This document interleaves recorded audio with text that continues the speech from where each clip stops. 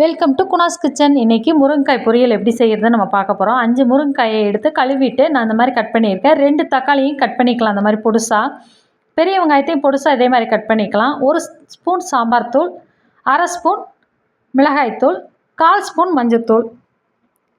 வாணலியில் 5 spoon எண்ணெய் விட்டு கடுகு 1/4 ஸ்பூன், அரை ஸ்பூன் உளுந்தம்பருப்பு சேர்த்து கடுகு வெடித்ததுக்கப்புறம் நம்ம வெங்காயத்தை சேர்த்து வெங்காயம் நல்லா வதக்கிக்கலாம்.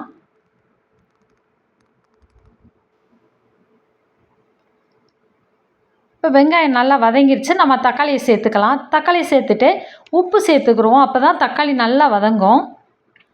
நான் அரை ஸ்பூன் உப்பு சேர்த்துருக்கேன்.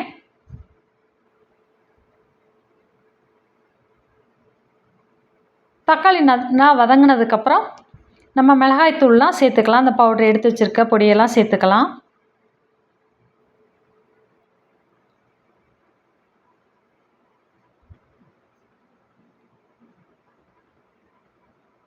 நீங்கள் தேவைன்னா தேங்காய் சேர்த்துக்கலாம். தேங்காய் சேர்த்து செய்கிறப்ப அது ஒரு டேஸ்ட் இருக்கும். இது ரொம்ப சூப்பராக இருக்கும். இதை ட்ரை பண்ணி பாருங்கள்.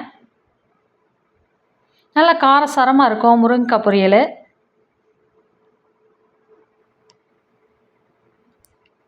இது ஒரு பிரட்டிட்டு 1/4 டம்ளர் தண்ணி மட்டும் நம்ம விட்டுக்கலாம்.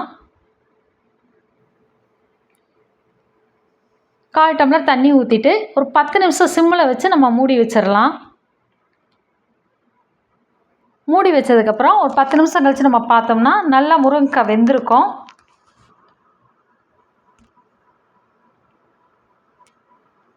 அவ்வளோதான், நமக்கு முருங்கைக்காய் பொரியல் ரெடி ஆயிடுச்சு. நம்ம சேனலை ஃபாலோ பண்ணுங்கள், சப்ஸ்கிரைப் பண்ணுங்கள், லைக் பண்ணுங்கள். தேங்க்யூ.